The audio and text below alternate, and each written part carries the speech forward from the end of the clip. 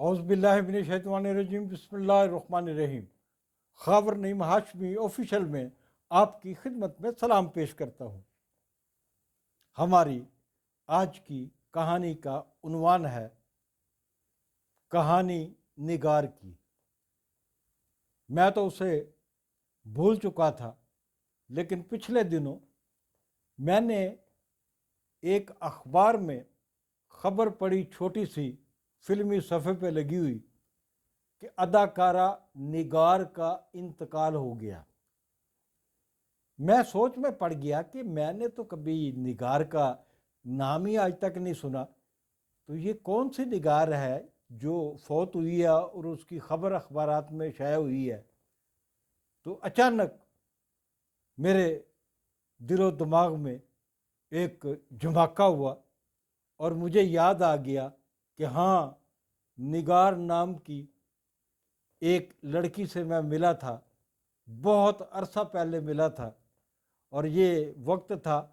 کہ ابھی ضیاء اللہ کا مارشل لا نہیں لگا تھا، کچھ مہینے بعد لگا تھا۔ ٹیلی ویژن پہ ان دنوں میں جتنے بھی پروڈیوسرز ہوتے تھے ان سب سے میری دوستی تھی، کسی نہ کسی حوالے سے تعلق، دوستی، یارانہ موجود تھا،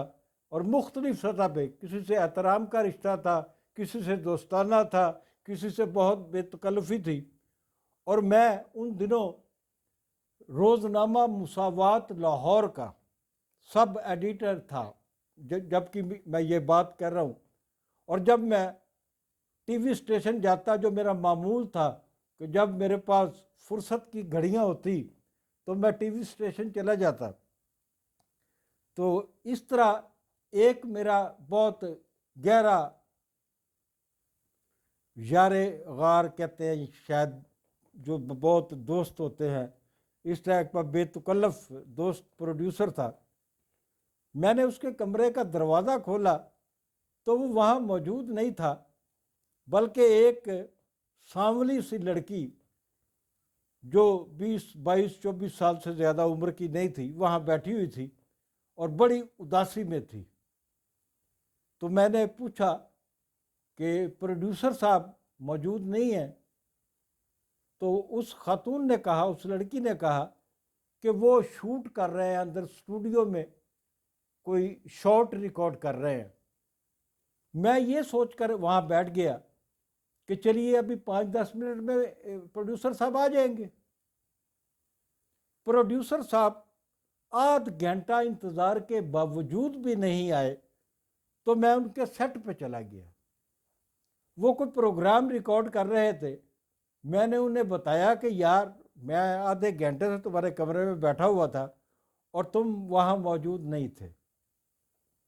میں اپنے اس سابق دور کے ٹی وی پروڈیوسر دوست کے حوالے سے بتاؤں کہ اس کو ہر لڑکی سے محبت ہو جاتی تھی۔ اس کے پاس کوئی بھی لڑکی گانے کے شوق میں آتی، اداکاری کے شوق میں آتی، یا کسی بھی کام سے آتی، یہ اس کا عاشق ہو جاتا تھا اور اس کا تعاقب کرنا شروع کر دیتا تھا اور کوشش کرتا تھا کہ اس سے کسی نہ کسی طور دوستی ہو جائے۔ یہ ہر لڑکی کے ساتھ تقریباً ہمارے اس دوست کا وتیرہ تھا، عادت ہوتی ہے، محبت پسند ہوں گے بہت۔ ابھی بھی میں ان سے بڑی معذرت کے ساتھ یہ واقعہ سنا رہا ہوں، کیونکہ وہ ہمارا ویلاگ بھی دیکھتے ہیں ہمارے دوست، اور آج کل لاہور آئے ہوئے ہیں۔ تو جب میں ان سے بات کر رہا تھا تو میں نے کہا یار، میں تو آدھے گھنٹے سے بیٹھا ہی ہوا ہوں، لیکن پتہ نہیں کب سے وہاں ایک لڑکی بھی بیٹھی ہوئی ہے جو تمہارا انتظار کر رہی ہے۔ تو مجھے وہ ساتھ لے کے اپنے کمرے میں آتا ہے اور مجھے درخواست کرتا ہے مجھ سے کہ ان دنوں ایک فلم لگی ہوئی تھی، ایک گناہ اور سہی، جس میں اداکارہ صبیحہ کی اداکاری بہت عروج پر تھی اور وہ بہت بزنس کر رہی تھی، بہت زیادہ رش ہوتا تھا، اور پچھلے کئی ہفتوں سے لگی ہوئی تھی، لیکن رش ٹوٹ نہیں رہا تھا۔ تو مجھے میرے اس پروڈیوسر، ٹی وی پروڈیوسر دوست نے پوچھا کہ کیا تم نے ایک گناہ اور صحیح دیکھی ہے؟ تو میں نے کہا نہیں۔ تو اس نے کہا کہ یہ میری دوست ہیں ان کا نام نگار ہے، تو ان کے ساتھ اگر تم فلم دیکھنے چلے جاؤ اور میں اتنی دیر فارغ ہو جاؤں گا تو آپ فلم دیکھ کے واپس آؤ گے تو میں آپ کو کمرے میں ملوں گا۔ میں جانا نہیں چاہتا تھا کیونکہ میں اس لڑکی کا واقف ہی نہیں تھا، میری پہلی ملاقات تھی، میں اس کے نام تک سے واقف نہیں تھا، کبھی دیکھا نہیں تھا، کوئی تعلق ہوتا ہے نا، لیکن جبری طور پہ وہ پی ٹی وی کے گیٹ تک آیا، گیٹ پہ آ کے اس نے ہم دونوں کو رکشے پہ بٹھایا اور مجھ سے گزارش کی کہ جاؤ فلم دیکھ کے آؤ۔ ہم رکشے میں بیٹھے، دونوں خاموش تھے کیونکہ ایک دوسرے کا واقف ہی نہیں تھے۔ جب ہم میٹروپول سینما پہنچتے ہیں جہاں یہ فلم لگی ہوئی تھی، وہ ساتھ ہی تھا میٹروپول سینما، تو وہاں جا کے پتہ چلا کہ تمام سیٹیں جو ہیں وہ بک ہو چکی ہیں اور کسی کلاس میں بھی کوئی ٹکٹ موجود نہیں ہے۔ ہم واپس آئے تو میں نے اس خاتون سے کہا کہ ابھی تو ہمیں 10 منٹ ہوئے ہیں وہاں نکلے ہوئے پی ٹی وی سینٹر سے، تو وقت کیسے گزارا جائے؟ آپ کہیں تو وابڈا ہاؤس میں سیلوز نام کا ایک ریستوران بنا تھا، تو وہاں بیٹھ کے چائے پی لیتے ہیں تھوڑی دیر، وہ رضامند ہو جاتی ہے۔ ہم وہاں چائے پی رہے تھے اور میں نے اس خاتون سے پوچھا کہ آپ اپنے بارے میں کچھ بتائیں گی؟ اس نے کہا کہ میں کراچی سے آئی ہوں اداکارہ بننے کے لیے، یہاں میں نے فلم لائن میں بہت کوشش کی، مجھے بہت چھوٹے چھوٹے رول ملے، لیکن میں کراچی سے اپنی فیملی کو بھی ساتھ لے کر آئی ہوں اور اس فیملی کو، اپنی فیملی کو میں سپورٹ بھی کر رہی ہوں اور ان کا کھانا پینا اور دیگر اخراجات اور مکان کا کرایہ بھی میرے ذمہ ہے۔ میں ایکٹریس تو نہیں بن سکی، مجھے فلموں میں کام تو نہیں مل سکا، لیکن میں نے گھر کا گزارا کرنے کے لیے، گھر چلانے کے لیے کال گرل بن چکی ہوں، یہ لڑکی مجھے کہہ رہی تھی۔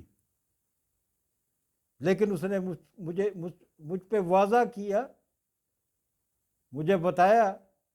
کہ یہ لفظ تو میں نے بول دیا ہے، لیکن یہ لفظ آپ کے لیے نہیں ہے کہ آپ مجھے کال گرل سمجھ کر مجھ سے کسی قسم کا تقاضا کرے، میری یہ فطرت ہی نہیں تھی۔ میں نے کہا بی بی میں اس ٹائپ کا آدمی ہی نہیں ہوں، اور میں بڑی عزت اور احترام کے ساتھ جیسے آپ کو بات کر رہا ہوں، اور اگلی بات بھی ہماری ایسی ہی چلے گی۔ تو اس لڑکی نے کہا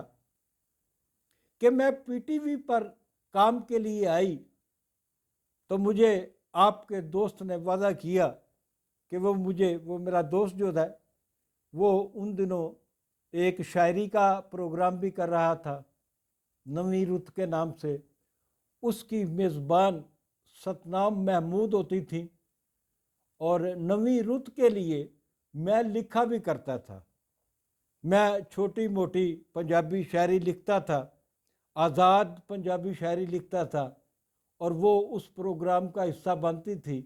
اور مجھے اس کے افزانے کے طور پہ چیک مل جاتا تھا جو میرے کھلے ڈلے گزارے کے لیے بہت کافی ہوتا تھا۔ تو نگار نے مجھے کہا کہ جب میں نے یہاں آنا شروع کیا، اسٹوڈیو میں یہاں پر پی ٹی وی کے سینٹر میں آنا شروع کیا، تو مجھے تمہارا دوست اچھا لگنے لگا اور میں اس سے پیار کرنے لگی ہوں، لیکن میں تو اس سے پیار کرتی ہوں، لیکن اس کی نگاہیں میرے جسم پر ہیں، اور میں نہیں چاہتی کہ اگر مجھے کوئی آدمی اچھا لگنے لگا ہے اور میرا اور اس کا جسم کا تعلق بن جائے، اور مجھے یہ بھی آپ کے ساتھ باہر آتے ہوئے بھی بہت شرمندگی ہوئی، اس کے باوجود